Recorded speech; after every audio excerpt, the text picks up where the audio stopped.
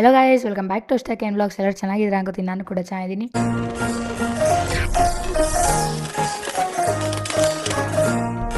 Guys, ಎಷ್ಟೊಂದು ಜನ ನನಗೆ ಇನ್ಸ್ಟಾದಲ್ಲಿ ಮೆಸೇಜ್ ಆಗ್ತಾಯಿದ್ದೀರಾ ಯಾವತ್ತು ಕಾಲೇಜ್ ಓಪನ್ ಆಗುತ್ತೆ ಅಂದರೆ ಸ್ಟಾರ್ಟ್ ಆಗುತ್ತೆ ಅಂತ ಫಸ್ಟ್ ಇಯರ್ಸ್. ಸೊ ತುಂಬ ಜನ ಮೆಸೇಜ್ ಹಾಕಿದ್ದಾರೆ, ನಾನು ರಿಪ್ಲೈ ಮಾಡಿದ್ದೀನಿ. ಇನ್ನೆಷ್ಟೊಂದು ಜನ ಕೇಳ್ತಿದ್ದಾರೆ, ಅಕ್ಕ ಕಾಲೇಜ್ ಸ್ಟಾರ್ಟ್ ಆಗಿದೆ ಅಂತ ಅಲ್ಲೇ ಕ್ಲಾಸಸ್ ಸ್ಟಾರ್ಟ್ ಆಗುತ್ತೆ ಏನೋ ಅಂತಲೂ ಮೆಸೇಜ್ ಆಗ್ತಾಯಿದ್ದೀರಾ. ಸೊ ಈ ವಿಡಿಯೋದಲ್ಲಿ ನಾನೆಲ್ಲ ಕ್ಲಿಯರ್ ಮಾಡ್ತೀನಿ ನಿಮ್ಮೆಲ್ಲ ಡೌಟ್ಸ್ನ. ಕಾಲೇಜ್ ಬಂದು ಸ್ಟಾರ್ಟ್ ಆಗೋದು ವಿ ಟಿ ಅವ್ರ ಅಫಿಷಿಯಲ್ ಆಗಿ ಯಾರ್ಯಾರು ವಿ ಟಿ ಯು ಸ್ಟೂಡೆಂಟ್ಸ್ ಇದ್ದೀರಾ, ಅಂದರೆ ವಿ ಟಿ ಯು ಕಾಲೇಜಿಗೆ ಜಾಯ್ನ್ ಆಗ್ತಿದ್ದೀರಾ, ಅವ್ರು ವಿ ಟಿ ಅವ್ರ ಅಫಿಷಿಯಲ್ ಆಗಿ ಅನೌನ್ಸ್ ಮಾಡಿದ್ದಾರೆ ಈ ಮಂತ್ 17 ಸ್ಟಾರ್ಟ್ ಆಗುತ್ತೆ ಅಂತ. ಮೇ ಬಿ ಅಷ್ಟು ಸೆಕೆಂಡ್ ರೌಂಡ್ ರಿಸಲ್ಟ್ ಬರ್ಬೋದು. ಸೆಕೆಂಡ್ ರೌಂಡ್ ರಿಸಲ್ಟ್ ಆಗಿ ನೆಕ್ಸ್ಟು 2 ಡೇಸ್ಗೆ ನಮಗೂ ಕಾಲೇಜ್ ಸ್ಟಾರ್ಟ್ ಆಗಿದ್ದು. ಥರ್ಡ್ ರೌಂಡ್ ರಿಸಲ್ಟ್ ಬೇಗ ಬಂದುಬಿಡುತ್ತೆ. ಸೆಕೆಂಡ್ ರೌಂಡ್ಗೂ ಥರ್ಡ್ ರೌಂಡ್ ಕೌನ್ಸಿಲಿಂಗು ತುಂಬ ದಿನ ಜಾಸ್ತಿ ಬಿಡಲ್ಲ, ಬೇಗ ಬೇಗ ಕೌನ್ಸಿಲಿಂಗ್ನ ನಡೆಸ್ತಾರೆ. ಈಗ ಕಾಲೇಜ್ ಸ್ಟಾರ್ಟ್ ಆಗಿದೆ ಅನ್ನೋಷ್ಟೊತ್ತಿಗೆ ಕ್ಲಾಸಸ್ ಸ್ಟಾರ್ಟ್ ಮಾಡಲ್ಲ. ಫಸ್ಟ್ ಬಂದು ಇದು ನಡೆಯುತ್ತೆ, ಇಂಡಕ್ಷನ್ ಪ್ರೋಗ್ರಾಮ್ ಇರುತ್ತೆ. ನಮಗೆ ಬಂದು 7 ಡೇಸ್ ಇತ್ತು, ಇನ್ನೊಬ್ರಿಗೆ 12 ಡೇಸ್ ಇರುತ್ತೆ, 14 ಡೇಸ್ ಇರುತ್ತೆ. ಈ ಥರ ಇಂಡಕ್ಷನ್ ಪ್ರೋಗ್ರಾಮ್ ಇರುತ್ತೆ. So nothing to worry. ಯಾರ್ಯಾರು ಸೆಕೆಂಡ್ ರೌಂಡಲ್ಲಿ ಕಾಲೇಜ್ ಸಿಗಿರುತ್ತೋ ಅವ್ರು ಇಂಡಕ್ಷನ್ ಅಟೆಂಡ್ ಮಾಡಲೇಬೇಕು ಕಂಪಲ್ಸರಿ. ಥರ್ಡ್ ರೌಂಡ್ ಯಾರ್ಯಾರು ನೆಕ್ಸ್ಟ್ ರೌಂಡ್ಗೆ ಹೋಗ್ತಾ ಇದ್ದೀರಾ ಅವ್ರು ಅಡ್ಮಿಷನ್ ಆಗಿ ಡೈರೆಕ್ಟ್ ಕಾಲೇಜಿಗೆ ಹೋಗ್ಬೋದು. ಆಮೇಲೆ ಇಂಡಕ್ಷನ್ ಮಾಡ್ತಾರೆ ಯಾರ್ಯಾರು ಇಂಡಕ್ಷನ್ ಅಟೆಂಡ್ ಮಾಡಿಲ್ಲ. ನಮ್ಮ ಕಾಲೇಜಲ್ಲಿ ಏನಂದರೆ ನಮಗೆ ಇಂಡಕ್ಷನ್ ಪ್ರೋಗ್ರಾಮ್ ಮಾಡಿದರು. ಸೆಕೆಂಡ್ ರೌಂಡಲ್ಲಿ ಇದ್ದಾಗಲೇ ನಾನು ಜಾಯ್ನ್ ಆಗಿದ್ದೆ, ನಂಗೆ ಇಂಡಕ್ಷನ್ ಪ್ರೋಗ್ರಾಮ್ ಆಗಿತ್ತು.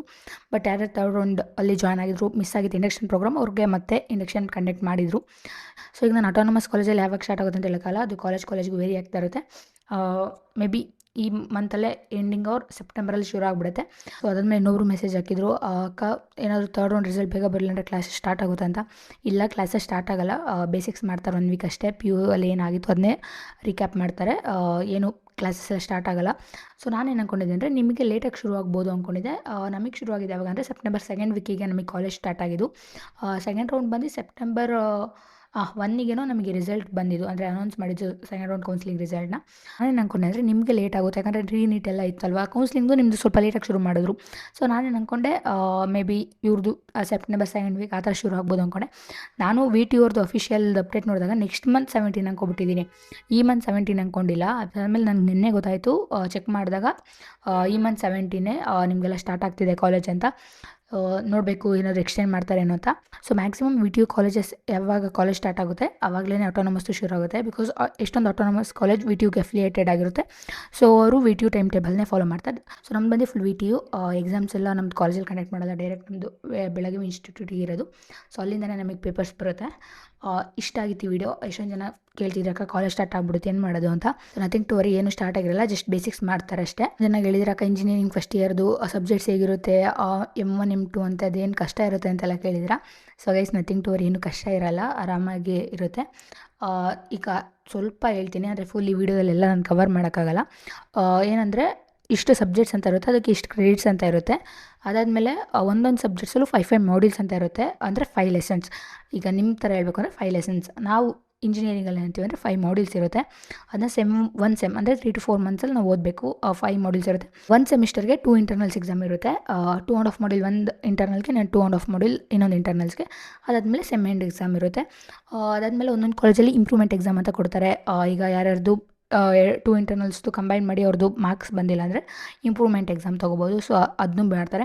ಎಷ್ಟೊಂದು ಕಾಲೇಜಲ್ಲಿ ಅದಕ್ಕೆ ಫೀಸು ಕಟ್ಸ್ಕೊತಾರೆ. ನಮ್ಮ ಕಾಲೇಜಲ್ಲಿ ಫೀಸ್ ಕಟ್ಸ್ಕೊಂಡಿಲ್ಲ, ಬಟ್ ಬೇರೆ ಕಾಲೇಜಲ್ಲೆಲ್ಲ ಇಂಪ್ರೂವ್ಮೆಂಟ್ ಎಕ್ಸಾಮ್ಗೆ ಫೀಸ್ ಅಂತ ಇರುತ್ತೆ. ಸೊ ನೀವು ಫಸ್ಟ್ ಇಂಟರ್ನಲ್ಸ್ ಕಂಡಕ್ಟ್ ಮಾಡ್ತಾರೆ ನೋಡಿ ಕಾಲೇಜ್ ಕಡೆಯಿಂದ, ಇಂಪ್ರೂವ್ಮೆಂಟ್ ಬಿಟ್ಟು. ಸೊ ಅದರಲ್ಲೇ ಸ್ಕೋರ್ ಮಾಡೋಕ್ಕೆ ಟ್ರೈ ಮಾಡಿ, ಬಿಕಾಸ್ ಸುಮ್ಮನೆ ಪೇ ಮಾಡಿಬಿಟ್ಟು ಯಾಕೆ ಬರೀಬೇಕು. ಸೊ ಹಿಂಗಿರುತ್ತೆ. ಅದಾದಮೇಲೆ ಫಸ್ಟ್ ಇಯರ್ಸ್ಗೆ ಎಲ್ಲ ಬ್ರಾಂಚಸ್ಗೂ ಒಂದೇ ಸಬ್ಜೆಕ್ಟ್ಸ್ ಇರುತ್ತೆ. ಅದರಲ್ಲಿ 2 ಸೈಕಲ್ ಇರುತ್ತೆ. ಫಸ್ಟ್ ಬಂದು ಪಿ ಸೈಕಲ್, ಅದಾದಮೇಲೆ ಸೆಕೆಂಡ್ ಬಂದು ಸಿ ಸೈಕಲ್ ಅಂದ್ಬಿಟ್ಟು. ಈ ಫಸ್ಟ್ ಸೆಮಲ್ಲಿ ಪಿ ಸೈಕಲ್ ಹೋದರೆ ನೆಕ್ಸ್ಟ್ ಸೆಮಲ್ಲಿ ಸಿ ಸೈಕಲ್ ಹೋಗ್ತಾರೆ. ಎಲ್ಲ ಬ್ರಾಂಚಸ್ಗೂ ಒಂದೇ ಸಲ ಪಿ ಸೈಕಲ್ ಇರಲ್ಲ, ಅರ್ಧ. ಅಂದರೆ ಈಗ CA ಆಮೇಲೆ IS ಅವ್ರಿಗೆ ಪಿ ಸೈಕಲ್ ಇದ್ದರೆ ನೆಕ್ಸ್ಟ್ ಸಿವಿಲ್ ಮೆಕ್ಯಾನಿಕಲ್ ಅವ್ರಿಗೆ ಸಿ ಸೈಕಲ್ ಇರುತ್ತೆ. ಸೊ ಹಂಗೆ ಡಿವೈಡ್ ಮಾಡ್ತಾರೆ. ಅದು ಕಾಲೇಜ್ ಮೇಲೆ ಡಿಪೆಂಡ್ ಆಗಿರುತ್ತೆ, ಪಿ ಸೈಕಲ್ ಯಾವ ಬ್ರಾಂಚ್ಗೆ ಸಿ ಸೈಕಲ್ ಅಂತ. ಫಸ್ಟ್ ಸೆಮಲ್ಲಿ ಪಿ ಸೈಕಲ್ ಹೋದರೆ ನೆಕ್ಸ್ಟ್ ಸೆಮಲ್ಲಿ ನೀವು ಸಿ ಸೈಕಲ್ ಓದ್ತೀರಾ ಅಷ್ಟೇ. ಅಂದರೆ ಎಲ್ಲರಿಗೂ ಒಂದೇ ಸಬ್ಜೆಕ್ಟ್ ಇರುತ್ತೆ ಫಸ್ಟ್ ಇಯರಲ್ಲಿ. ನೀವು ಬ್ರಾಂಚ್ ಎಂಟ್ರಿ ಯಾವಾಗ ಕೊಡ್ತೀರಾ ಅಂದರೆ ಸೆಕೆಂಡ್ ಇಯರಲ್ಲಿ ನೀವು ಬ್ರಾಂಚ್ ಎಂಟ್ರಿಗೆ ಆಗ್ತೀರಾ. ನೀವು ಯಾವುದು ಬ್ರಾಂಚ್ ತೊಗೊಂಡಿರ್ತೀರ ಅದಕ್ಕೆ ಎಂಟ್ರಿ ಕೊಡ್ತೀರಾ. ಕಾಮನ್ ಸಬ್ಜೆಕ್ಟ್ಸ್ ನೀವು PU ಅಲ್ಲಿ ಏನು ಓದಿರ್ತೀರಾ, ಕೆಮಿಸ್ಟ್ರಿ, ಫಿಸಿಕ್ಸ್, ಮ್ಯಾಕ್ಸ್ ಬಂದು ಬೋತ್ ಸೆಮ್ಮಲ್ಲಿ ಇರುತ್ತೆ. ಫಸ್ಟ್ ಸೆಮ್ಮಲ್ಲೂ ಇರುತ್ತೆ, ಸೆಕೆಂಡ್ ಸೆಮ್ಮಲ್ಲೂ ಇರುತ್ತೆ. ಫಸ್ಟ್ ಸೆಮ್ ಬಂದು M1 ಅಂತಾರೆ, ಸೆಕೆಂಡ್ ಸೆಮ್ ಬಂದು M2 ಅಂತಾರೆ. ಅದಾದಮೇಲೆ ಕೆಮಿಸ್ಟ್ರಿ ಫಿಸಿಕ್ಸ್ ಹೇಳಿದ್ನಲ್ಲ. ಸೊ ಅದಾದಮೇಲೆ ನೆಕ್ಸ್ಟ್ ಇನ್ನು ಯಾವ ಸಬ್ಜೆಕ್ಟ್ ಇರೋದಂದರೆ ನೀವು ಬ್ರಾಂಚ್ ಬಿಟ್ಟು ಇನ್ನೊಂದು ಸಬ್ಜೆಕ್ಟ್ ಓದ್ತೀರಾ ಅಂದರೆ ಬೇರೆದು ಮೆಕ್ಯಾನಿಕಲ್, ಎಲೆಕ್ಟ್ರಿಕಲ್ ಆ ಥರ ಸಿವಿಲ್. ನನಗೆ ಬಂದು ಫಸ್ಟ್ ಇಯರ್ ಅಂತೀನಿ, ಫಸ್ಟ್ ಸೆಮ್ಮಲ್ಲಿ ನನಗೆ ಎಲೆಕ್ಟ್ರಿಕಲ್ಸ್ ಇತ್ತು. ಸೆಕೆಂಡ್ ಸೆಮ್ಮಲ್ಲಿ ಬಂದು ಮೆಕ್ಯಾನಿಕಲ್ ಇಂಜಿನಿಯರಿಂಗ್ ಇತ್ತು. ಸೊ ಜಸ್ಟ್ ಅದೇ ಇಂಟ್ರಡಕ್ಷನ್ ಇರುತ್ತೆ, ಅಂದರೆ ಫುಲ್ ಡೀಪಾಗೇನು ಹೋಗಂಗಿಲ್ಲ. ಜಸ್ಟ್ ಇಂಟ್ರಡಕ್ಷನ್ ಇರುತ್ತೆ ಆ ಬ್ರ್ಯಾಂಚ್ ಮೇಲೆ. ಅದು 5 ಮಾಡ್ಯೂಲ್ಸ್ ಇರುತ್ತೆ. ಅದಾದಮೇಲೆ ಕ್ಯಾಡ್ ಅಂದ್ಬಿಟ್ಟು ಒಂದಿದೆ, ಕ್ಯಾಡ್ ಡ್ರಾಯಿಂಗ್ ಎಲ್ಲ ಅನ್ಕೋತಾರೆ ಅದೇ ಕಷ್ಟ ಅಂತ. ನಾನು ಹಂಗೆ ಅಂದ್ಕೊಂಡಿದ್ದೆ, ಫುಲ್ ಅದೇ ಕಷ್ಟ ಇರುತ್ತೆ. ಅದೊಂದು 5 ಕೊಟ್ಬಿಟ್ಟಿದ್ದಾರೆ ಆ ಸಬ್ಜೆಕ್ಟಿಗೆ. ಬಟ್ ಅದಷ್ಟು ಈಸಿ ಸಬ್ಜೆಕ್ಟ್ ಏನು ಯಾವುದೂ ಇಲ್ಲ. ಫೈನಲ್ ಅದೇ ಸ್ಕೋರ್ ಮಾಡ್ಬೋದು. ನಾನು ಪಾಸ್ ಆಗಲಿ ಅಂತ ಬೇಡ್ಕೊತಿದ್ದೆ, ಬಟ್ ನಂಗೆ ಅದರಲ್ಲೇ ಫುಲ್ ಸ್ಕೋರ್ ಆಗಿರೋದು ನಂದು. ಆ ಸಬ್ಜೆಕ್ಟ್ ಒಂದೇ ಜಾಸ್ತಿ ಬಂದಿರೋದು. ಸೊ ಅದಾದಮೇಲೆ ಕನ್ನಡ ಸಬ್ಜೆಕ್ಟ್ ಇದೆ, ಇಂಗ್ಲೀಷ್ ಇದೆ. ಸೊ ಇಷ್ಟು ಸಬ್ಜೆಕ್ಟ್ಸ್ ಇದೆ. ಅದಾದಮೇಲೆ AML ಇರುತ್ತೆ. ಈಗ ಹೊಸದಾಗಿ 2025 ಸ್ಕೀಮ್ ಪ್ರಕಾರ AML ತಂದಿದ್ದಾರೆ. ನೀವು AML ಬ್ರಾಂಚ್ ತೊಗೊಂಡಿಲ್ಲ ಅಂದರೂ AI ಓದಲೇಬೇಕು. ಎಲ್ಲ ಬ್ರಾಂಚಸ್ಗೂ AI ಇದೇ ಇರುತ್ತೆ. ಸೊ ಈಗ ಹೊಸ ತಂದಿರೋದು. ನೀವೆಲ್ಲರೂ 2025 ಸ್ಕೀಮಲ್ಲಿ ಬರ್ತೀರಾ. ನಮ್ಮದು ಬಂದು ಹೊಸ ಸ್ಕೀಮ್, ಅಂದರೆ ನಾವು ಜಾಯ್ನ್ ಆದಾಗ ಹೊಸ ಸ್ಕೀಮ್ ಆಯಿತು. ಹಳೆ ಸ್ಕೀಮ್ ಬಂದು 2022 ಅನ್ಕೋತೀನಿ, 22ನೇ. ಸೊ ನಮ್ಮದು ಬಂದು ಹೊಸ ಸ್ಕೀಮ್. ನೀವು ನಮ್ಮ ಅಂಡರಲ್ಲಿ ಬರ್ತೀರಾ, ಅಂದರೆ ಈಗ ಯಾರು ನನ್ನ ಜೂನಿಯರ್ಸ್ ಜಾಯ್ನ್ ಆಗ್ತಾಯಿರೋ ಅವ್ರು ಬಂದು 2025 ಸ್ಕೀಮಲ್ಲಿ ಜಾಯ್ನ್ ಆಗ್ತೀರಾ. ಹಳೆ ಸ್ಕೀಮಲ್ಲಿ AI ಇರಲಿಲ್ಲ, ಬಟ್ ಈ ಸ್ಕೀಮಲ್ಲಿ AI ಇದೆ. ಸೊ ಇಷ್ಟ ಆಗಿತ್ತು. ಅದಾದಮೇಲೆ ಅಷ್ಟೊಂದುಗಳ ಕೇಳಿದ್ದೀರಾ ಕಾಲೇಜ್ ಫೆಸ್ಟ್ ಎಲ್ಲ ಹೆಂಗಿರುತ್ತೆ ಏನು ಅಂತ. ಸೊ ನೀವು ನನ್ನ ವೀಡಿಯೋಸ್ ನೋಡ್ಬೋದು. ನಂದು ಕಾಲೇಜಲ್ಲಿ ಯಾವ ಥರ ಫೆಸ್ಟ್ ಮಾಡಿದ್ರು ಅಂತ ನಾನು ವೀಡಿಯೋಸ್ ಹಾಕಿದ್ದೀನಿ. ಒಂದೊಂದು ಕಾಲೇಜಲ್ಲಿ ಒಂದೊಂದು ಥರ ಇವೆಂಟ್ಸ್ ಮಾಡ್ತಾರೆ.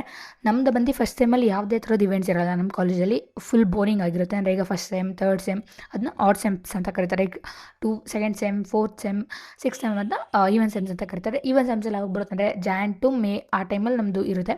John to May or Feb to May ಆ ಟೈಮಲ್ಲಿ ನಮ್ಮದು ಈವೆಂಟ್ ಸೆಮ್ಸ್ ಇರುತ್ತೆ. ಸೊ ಈಗ ನನ್ನ ಸೆಕೆಂಡ್ ಸೆಮ್ಮಲ್ಲೇ ನಮಗೆಲ್ಲ ಇವೆಂಟ್ಸ್ ನಡೆದಿದ್ದು. ನಮಗೆ ಈವೆಂಟ್ ಸೆಮ್ಸಲ್ಲಿ ಎಲ್ಲರದ್ದು ಬ್ರಾಂಚ್ ಫೆಸ್ಟ್ ಇರುತ್ತೆ. ನಮ್ಮ ಬ್ರಾಂಚಿಗೆ ನಾವು ಪಾರ್ಟಿಸಿಪೇಟ್ ಮಾಡೋದು, ಬೇರೆಯವ್ರ ಬ್ರಾಂಚಲ್ಲಿ ಪಾರ್ಟಿಸಿಪೇಟ್ ಮಾಡೋಕ್ಕಲ್ಲ, ಬಟ್ ನೋಡೋಕೆ ಹೋಗ್ಬೋದು. 3 ಡೇಸ್ 2 ಡೇಸ್ ಆ ಥರ ಬ್ರಾಂಚ್ ಫೆಸ್ಟ್ ಇರುತ್ತೆ. ಅದಾದಮೇಲೆ ಮೇ ಮಂತಲ್ಲಿ April end or May first ವೀಕಲ್ಲಿ ನಮಗೆ ಕಾಲೇಜ್ ಫೆಸ್ಟ್ ಅಂತ ಮಾಡ್ತಾರೆ, 3 ಡೇಸ್. ಅದಂತೂ ಫುಲ್ ಬೆಂಕಿ ಆಗಿರುತ್ತೆ. ಫಸ್ಟ್ ಡೇ ಕಲ್ಚರಲ್ಸ್ ಇರುತ್ತೆ, ಸೆಕೆಂಡ್ ಡೇ ಕಾನ್ಸರ್ಟ್ ಇರುತ್ತೆ, ಥರ್ಡ್ ಡೇ DJ ಡ್ಯಾನ್ಸ್ ಎಲ್ಲ ಇರುತ್ತೆ. ಸೊ ಫುಲ್ ಎಂಜಾಯ್ ಮಾಡ್ಬೋದು ಈವೆಂಟ್ ಸೆಮ್ಸಲ್ಲಿ. ನಮ್ಮ ಕಾಲೇಜಲ್ಲಿ ಹಂಗಿದೆ. ಎಷ್ಟೊಂದು ಕಾಲೇಜಲ್ಲೆಲ್ಲ ಆಡ್ ಸೆಮ್ಸಲ್ಲೂ ಈವೆಂಟ್ಸ್ಗಳು ನಡೆಯುತ್ತೆ. ಸೊ ಒಳ್ಳೊಳ್ಳೆ ಸಿಂಗರ್ಸ್ನ ಕರೆಸ್ತಾರೆ. ಅದಾದಮೇಲೆ ಫುಲ್ ಎಂಜಾಯ್ ಮಾಡ್ಬೋದು, ಚೆನ್ನಾಗಿರುತ್ತೆ. ಸೊ ಇಷ್ಟ ಆಗಿತ್ತು ವಿಡಿಯೋ. ನಿಮಗೆ ಸ್ವಲ್ಪ ಕವರ್ ಮಾಡಿದ್ದೀನಿ ಏನೇನು ಹೇಳಬೇಕು ಅಂತ. ನಿಮ್ಗೆ ಏನೇ ಡೌಟ್ಸ್ ಇರೋ ಕಮೆಂಟ್ ಮಾಡಿ. So I try to post, but continuous ಆಗಿ ಪೋಸ್ಟ್ ಮಾಡೋಕ್ಕಲ್ಲ. ಸ್ವಲ್ಪ ಇಶ್ಯೂಸಿಂದ ನನಗೆ ಎಡಿಟಿಂಗ್ ಮಾಡೋಕ್ಕಾಗ್ತಾಯಿಲ್ಲ. ನಾನು ಟ್ರೈ ಮಾಡ್ತೀನಿ ಪೋಸ್ಟ್ ಮಾಡೋಕ್ಕೆ. ಏನೇ ಡೌಟ್ಸ್ ಇದ್ರು ಕಮೆಂಟ್ ಮಾಡಿ, ವೀಡಿಯೋಸ್ ಮಾಡ್ತೀನಿ. So that's it guys. ನಿಮಗೆ ವಿಡಿಯೋ ಇಷ್ಟ ಆಗಿದ್ರೆ ಲೈಕ್ ಮಾಡಿ, ಶೇರ್ ಮಾಡಿ, ಸಬ್ಸ್ಕ್ರೈಬ್ ಮಾಡ್ಕೊಳ್ಳಿ. ಮುಂದಿನ ವ್ಲಾಗಲ್ಲಿ ಸಿಗುವ. ಅಲ್ಲಿವರೆಗೂ ಬಾಯ್.